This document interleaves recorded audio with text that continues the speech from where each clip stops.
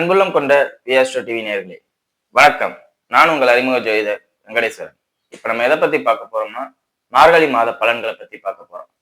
மார்கழி மாத பலன்களை பத்தி பார்க்கறதுக்கு முன்னாடி எந்தெந்த கிரகங்கள் முதல்ல பெயர்ச்சி ஆகுது அப்படிங்கிறத தெரிஞ்சுக்கணும். இந்த வாட்டி 3 கிரகங்கள் தான் எப்பவும் பெயர்ச்சி ஆகிற சூரியன், புதன், சுக்கிரன். இவங்க 3 பேர் மட்டும்தான் பெயர்ச்சி ஆகுறாங்க. மத்த எல்லாம் அப்படியே இருக்கிற கார்த்திகையில என்ன எப்ப பெயர்ச்சி ஆகுறாங்க அப்படின்னு சொன்னீங்கன்னா அதே இடத்துல தான் இருக்காங்க. இப்ப பார்த்தோம்னா மேசத்துல எந்த கிரகமும் இல்ல, ரிஷபத்துல எந்த கிரகமும் இல்ல, மிதுனத்துல குரு பகவான் வக்ர நிலையில இருக்கார், கடகத்துல எந்த கிரகமும் இல்லை, சிம்மத்துல கேது பகவான், அதே மாதிரி கன்னியில எந்த கிரகமும் இல்ல, துலாத்துல எந்த கிரகமும் இல்ல, விருச்சகத்துல புதன் பகவான் இருக்காரு. மார்கழி 14க்கு பின் புதன் பகவான் பெயர்ச்சி ஆகிறார். எங்க? தனுஷுக்கு. அதே மாதிரி மார்கழி ஆரம்பிக்கும் போதுல சூரிய பகவான் பெயர்ச்சி ஆகிறார். செவ்வாய் பகவான் தனுசுலே தான் இருக்கார். சுக்கிர பகவான் விருச்சிகத்திலிருந்து மார்கழி 5ஆம் தேதிக்கு பின் தனுசுக்கு பயிற்சி ஆகிறார். அதே மாதிரி கும்பத்துல ராகுவும், மீனத்துல சனி பகவான் அப்படியேதான் இருக்காங்க. அவங்க எந்த மாற்றமும் இல்லை. இதனால பொதுவா என்ன நடக்க போகுதுன்னா அரசு சம்பந்தப்பட்ட அமைப்புல மிகப்பெரிய மாற்றங்களும் மிகப்பெரிய போர் பதற்றங்களும் இது உலக ரீதியாவே பார்க்கலாம். இப்ப எல்லாருக்குமே தெரியும் எல்லாம் அமைதியா இருக்கு, அடங்கி இருக்கு அப்படின்னு நம்ம நினைச்சுக்கிட்டு இருக்கோம். திடீர்னு ஏதாவது ஒரு போர் உலக ரீதியாகவோ இல்ல உள்நாட்டு யுத்தங்களோ தொடங்கலாம். அதே மாதிரி சண்டை சச்சரவுகள் அதிகமா நடக்கும். ஆளுமைக்காண்டி பவருக்காண்டி நான் ஃபர்ஸ்ட் நீ ஃபர்ஸ்ட் உன் நாடுகளே அடிச்சுக்கிற மாதிரியோ இல்ல நாட்டுக்குள்ள இப்ப பொண்ணுல அரசு நமக்கே தெரியும் அடுத்த வருஷம் எலெக்ஷன் வரப்போகுது. அப்ப தலைமை பதவிக்காண்டி போட்டி பொறாமைகளால பெரிய சண்டைகளா, அதாவது இழப்புகளோட சண்டைகளா அதிகமா வரும். காவல்துறையால எதுவுமே பண்ண முடியாத அளவுக்கு அமைதியா இருக்கிற அளவுக்கு சூழ்நிலைகள் வரும். அப்படிங்கிற மாதிரி விஷயங்கள்லாம் நடக்கும். அதாவது ரொம்ப இப்ப கொஞ்ச நாளைக்கு முன்னாடி கரூர் இன்சிடென்ட் பார்த்தோம். அதுக்கு ஈக்குவலான ஒரு இன்சிடென்ட் இப்ப நடக்கிறதுக்கு வாய்ப்புகள் இருக்கு. ஆனா உயிர் சேதங்களா இருக்காது. பவரை காட்டுற மாதிரி, நான் தான் பெரியவன் அப்படிங்கிற பவரை காட்டுற மாதிரி சண்டையா நடக்கிற மாதிரி சூழ்நிலைகள் வரும். அதெல்லாம் மக்கள் கொஞ்சம் கவனமா இருந்து நீங்க எந்த பாதிப்பையும் மாட்டிக்காம இருந்தீங்களாவே போதுமானது. சோ அதுக்கு கவனமா எந்த ஒரு வேலையும் பாருங்க. அனாவசியமா அவங்களுக்காண்டி பாக்குறேன் இவங்களுக்காண்டி பாக்குறேன்ட்டு உங்களோட லைஃப்ல எதுவும் பாதிப்பை ஏற்படுத்திக்காதீங்க. சரிங்களா? இது பொதுவா. இப்ப 12 ராசிகளுக்கும் எப்படி இருக்கும் அப்படிங்கிறத வாங்க பார்ப்போம். தனுசு ராசி என்பவர்களே, ராசியிலே சூரியன் செவ்வாய் சஞ்சாரம். சோ இந்த அமைப்பு உங்களுடைய தந்தைக்கு கடுமையான பாதிப்பை ஏற்படுத்தும் அப்படிங்கிறதுல எந்த மாற்றமும் இல்லை. செவ்வாய் தானே அஸ்தமனம் ஆனுச்சு, அப்ப 5, 12ஆம் அதிபதி தானே அஸ்தமனம் ஆகணும்? இல்ல, இங்க உங்க தந்தைக்கு மட்டுமே பாதிப்பு.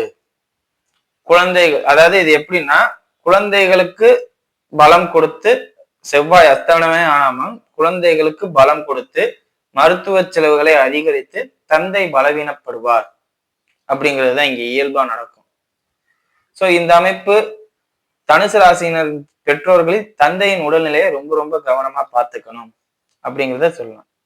அதே மாதிரி மனைவியாக இருக்கும் பட்சத்தில், அதாவது தனுசு ராசியினரின் மனைவியாக நீங்க இருந்தீங்கன்னா உங்களோட தந்தையை நீங்க கவனமா பார்த்துக்கணும் அப்படிங்கிறதையும் சொல்லலாம். சோ மொத்தத்துக்கு தலைமை தாங்கும் பண்புல இருக்கிறவங்க, தனுசு ராசிக்கு தலைமை தாங்கும் பண்புல இருக்கிற யாரோ ஒருத்தர் பாதிக்குவாங்க. இதுல எந்த மாற்றமும் இல்லை.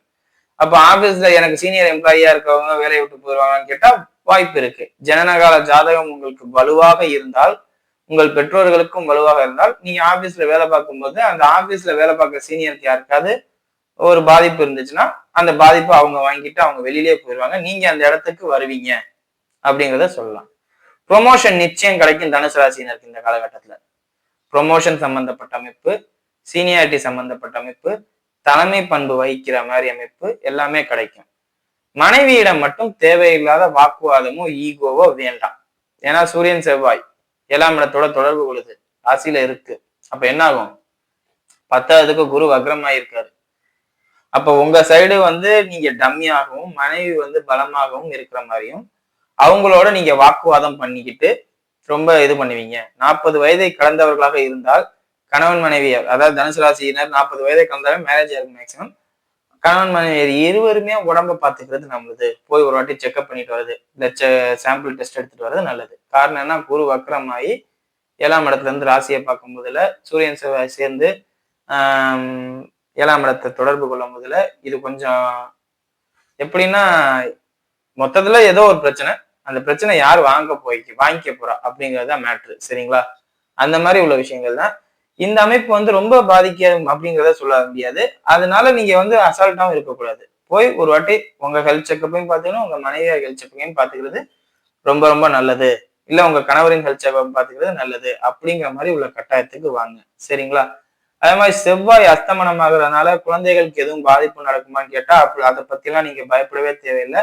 இந்த காலகட்டத்துல குழந்தைகளுக்கு எந்த பாதிப்பும் இருக்காது. நல்ல முறையில அவங்க ஸ்ட்ராங்கா இருப்பாங்க. நீங்க தான் இந்த காலகட்டத்துல வீக்கா இருப்பீங்க அப்படிங்கிறத சொல்லலாம். குறிப்பா நாய், காளை மாடு இந்த மாதிரி அமைப்புகள்ல வண்டியில வேகமா போறது இந்த மாதிரி அமைப்புகள்ல தனுசு ராசியினர் கவனமாக இருக்கணும். அது மனைவியோட வண்டியில போகும்போது ரொம்ப கவனமா போயிட்டு வரணும். காரணம் என்னன்னா இந்த மனைவி 7ஆம் இடத்துலதான் குரு வக்ரமாய் பாக்குறாரு. அப்படிங்கும்போது அவங்களோட சேர்ந்து ஒரு வேலையை பார்க்கும்போது தான் இந்த வேலை நடக்கும். 40 வயதை கடந்தவர்களா இருக்கும் பட்சத்தில் நண்பர்களுடனோ மனைவியுடனோ வெளியில போகும்போதுல கவனமா போயிட்டு வரணும் அப்படிங்கிறதுல எந்த மாற்றமும் இல்லை. மற்றபடி எந்த பாதிப்பும் இல்லை. தொழில் ரீதியாகவும் சரி, பொருளாதார ரீதியாகவும் சரி, எல்லாமே லாபத்தை கொடுக்கக்கூடிய மாதிரிதான் இருக்கும். இன்னொன்னு சொல்ல போனா நீங்க பல பேருக்கு வழி நடத்துவீங்க. இந்த மாதிரி பண்ணுங்க, இப்படி போங்க, இந்த மாதிரி செய்யுங்க, இப்படி நடக்கும் அப்படின்னு எல்லாரையும் தலைமை தாங்கும் பண்புக்காக தலைவர்களை உருவாக்குவீங்க. ஒரு லீடர்ஸை உருவாக்குற அளவுக்கு ஒரு பேரும் புகழும் கிடைக்கும், மரியாதை கிடைக்கும், கௌரவ பட்டங்கள்லாம் கிடைக்கும். இப்ப வாத்தியார் தொழில இருக்கிறவங்களா இருந்தா நல்லாசிரியர் விருது சம்பந்தப்பட்ட அமைப்புகள் இதெல்லாம் கிடைக்கும். சோ இதுல எல்லாம் பிளஸ். மரியாதைங்கிற ஒரு விஷயத்துல பிளஸ், பொருளாதாரங்கிற விஷயத்துல பிளஸ். திடீர் சம்பவங்கள் மங்கள இன்னும் சொல்ல போனா ராகு தசையோ ராகு புத்தியோ நடக்கிறவங்களா இருந்தா கவனமா இருக்குங்க. இப்படியும் சொல்லலாங்க இதை. ஏன்னா ராகு தான் திடீர் சம்பவங்கள் அந்த மாதிரி விஷயங்கள் கொண்டு வருது. சரிங்களா? வாங்க நட்சத்திர ரீதியான பலன்களை பார்ப்போம். மூல நட்சத்திரக்காரர்கள். மூல நட்சத்திரக்காரர்களை பொறுத்தவரையும் திருமண அமைப்பு, இளம் வயதினருக்கு திருமண அமைப்பு மட்டும் கொஞ்சம் கஷ்டமா இருக்கும். இந்த காலகட்டத்துல திருமணம் ஏற்பாடு பண்ணீங்கன்னா அது எந்த சிக்கலும் இல்லாம கொண்டு போக வேண்டியது உங்களோட கடமை. இல்லாட்டி பேசுறவங்க எல்லாம் பேச விட்டுட்டு கேப்பர் பேச்ச கேட்டுட்டு நீங்க பொண்ணையும் விட்டுட்டு இல்ல பையனையும் விட்டுட்டு உட்கார்ந்து இருப்பீங்க. மூல நட்சத்திரக்காரர்களை பொறுத்தவரை திருமண அமைப்பு கைகூடு மாதிரி இருக்கும். கைகூடாம போறதுக்கு சுத்தி இருக்கிறவங்க எல்லாம் வழிவகுப்பாங்க. அதெல்லாம் கரெக்ட் பண்ணிக்கிறது நல்லது. சரிங்களா?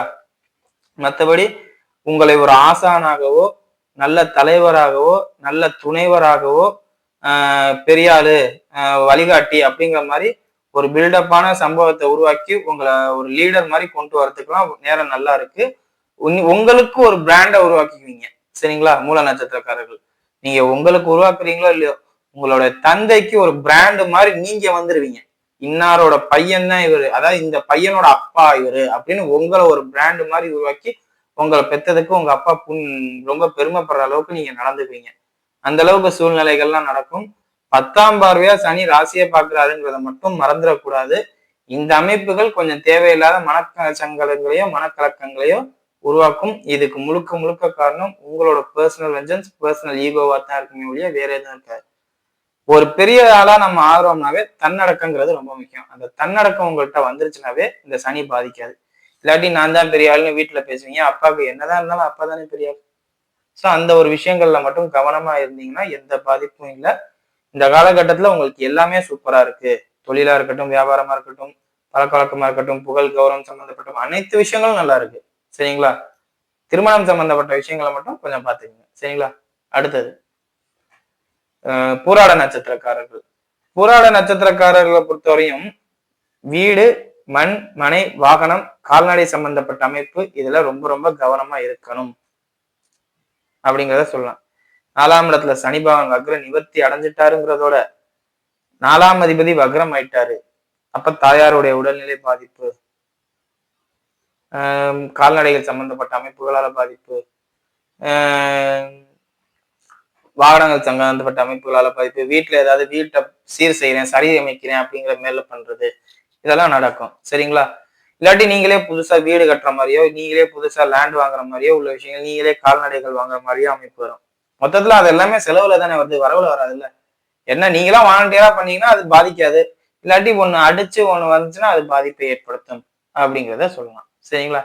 மற்றபடி எதுவும் பெருசாலாம் பாதிப்பு இல்லை. 2ஆம் திருமணம் சம்பந்தப்பட்ட அமைப்பு. காரணம் என்ன? 11ஆம் அதிபதினு சொல்லக்கூடிய சுக்கிரன் ராசியில வருவார். அப்படிங்கும்போது 2ஆம் திருமணம் சம்பந்தப்பட்ட அமைப்புகள்லாம் கைகூடி வருவதற்கான இதெல்லாம் கிடைக்கும். சோ பூராட நட்சத்திரக்காரர்களை பொறுத்தவரை இந்த ஒரு விஷயம் பிளஸ். நட்சத்திராதிபதியும் ராசிக்குள்ள வர்றது வந்து பயங்கரமான பிளஸ். ஸோ எல்லாமே உங்களுக்கு பாசிட்டிவ் தான், எதுலையுமே உங்களுக்கு குறை இல்லை. 1க்கு 2 3 அப்படின்னு போற மாதிரி அமைப்புல தான் இருக்கு. கவனமா இருக்க வேண்டிய இடம்னு பார்த்தா 4ஆம் பாகம், இந்த பயணம் சம்பந்தப்பட்ட அமைப்போ, வாகனம் சம்பந்தப்பட்ட அமைப்போ, கால்நடைகள் சம்பந்தப்பட்ட அமைப்போ, நாய் காளமாடு இதெல்லாம் ஆரம்பத்துல கொஞ்சம் பேசியிருப்பேன். அந்த மாதிரி உள்ள விஷயங்கள்ல கொஞ்சம் பார்த்து நிதானமா எச்சரிக்கையா போனீங்கன்னா உங்களுக்கு எந்த பாதிப்பும் இருக்காது. சரிங்களா? வேகமா போறத குறைச்சிக்கோங்க. அடிக்கடி வயதானவங்களா இருந்தா ப்ரெஷர் செக் பண்ணிக்கோங்க. ஏன்னா ப்ரெஷர் இந்த நேரத்துல உங்களுக்கு கண்ணா பின்னான்னு ஏறும். இதயம் சம்பந்தப்பட்ட அமைப்புல பாதிப்பு இருக்கிறவங்க மட்டும் கொஞ்சம் பார்த்துக்கோங்க. குறிப்பா ட்ரிங்க் சம்பந்தப்பட்ட பழக்கம் இருக்குன்னா கொஞ்சம் குறைச்சிக்கோங்க. சரிங்களா? மற்றபடி எந்த பாதிப்பும் இல்லை. அடுத்தது உத்திராட நட்சத்திரக்காரர்கள். உத்திராட நட்சத்திரக்காரர்களை பொறுத்தவரையும் பேர் கிடைக்கும், மற்றபடி எதுவும் கிடைக்குமாங்கிறது ஜனனகால ஜாதகத்தை தான் சொல்லணும். அதாவது நல்ல வேலைக்காரன், நல்ல வண்டி ஓட்டுறவன், நல்ல ஆசிரியர், நல்ல இது ஏதோ ஒண்ணு நம்ம வேலை பார்ப்போம். அந்த வேலையை வச்சு இந்த தொழில எக்ஸ்பர்ட் அப்படிங்கிற ஒரு பேர் உங்களுக்கு கிடைக்கும். பேர் கிடைக்கும், அதுல ஒரு மாற்றமும் இல்லை. பணம் கிடைக்குமா, இந்த பேரால பணம் கிடைக்குமாங்கிறது அது ஜனனகால ஜாதகம் தான். ஜனனகால ஜாதகத்துல குரு புத்தியோ குரு தேசையோ நடக்கும் பட்சத்தில், சுக்கிர தேசையோ சுக்கிர புத்தியோ நடக்கும் பட்சத்தில், இல்ல சந்திர தேசையோ சந்திர புத்தியோ நடக்கும் பட்சத்தில் உங்களுக்கு பணம் கிடைக்கும். இல்லாட்டி கொஞ்சம் பணமும் லாக் ஆயிரும், பாத்துக்கோங்க. சரிங்களா? யாருக்கும் ஜாமீன் போட போகாதீங்க. ஜாமீன் போட்டா ஏமாந்துற மாதிரி உள்ள சூழ்நிலைகள் வரத்துக்கு வாய்ப்பு அதிகம். கொஞ்சம் நிதானமா யோசிச்சு ஸ்டெப் எடுத்தீங்கன்னா போதும். வெளிநாடு சம்பந்தப்பட்ட அமைப்புகள் எதுவும் ஏற்பாடு பண்ணீங்கன்னா இப்போதைக்கு ஏற்பாடு பண்ண வேண்டாம். காரணம் என்னன்னா, ராசிக்காதிபதினு சொல்லக்கூடிய குரு பகவான் வக்ரம் பெற்றிருக்கிறார். ராசியிலே சூரியன் செவ்வாய் சஞ்சாரம் செய்கிறார். இந்த அமைப்பெல்லாம் வெளிநாடு போக கூடாது, உள்ளூர்லயே ராஜா மாதிரி மாத்தணும் அப்படிங்கிற அமைப்பு. அதுதான் பேரு கிடைக்குங்கிறது. சோ உள்ளூர்லயே ராஜா மாதிரி ஆகணுங்கிற அமைப்பு இருக்கும்போது பேரு கிடைக்குமே ஒழிய, புகழ் கிடைக்குமே ஒழிய பணம் கிடைக்கும்னு நான் சொல்ல. சோ வெளிநாடுக்கு போகணுங்கிற அமைப்பு இல்லை. நீங்க வெளிநாட்டிலே இருந்தாலும் உள்ளூருக்குள்ள வர்ற மாதிரி உள்ள சூழ்நிலைகள்லாம் நடக்கும் அப்படிங்கிற விஷயங்கள் இருக்கும். சோ இந்த அமைப்பு யாருக்குன்னா கலைத்துறையில இருக்கிறவங்களுக்கு, நல்ல இசைவாத்தியார், இசை நடன டான்ஸ் ஆடுறவரு, நல்ல கவிஞரா இருக்காரு, நல்ல ஆக்டரா இருக்காரு, இந்த பேரு கிடைக்கும்.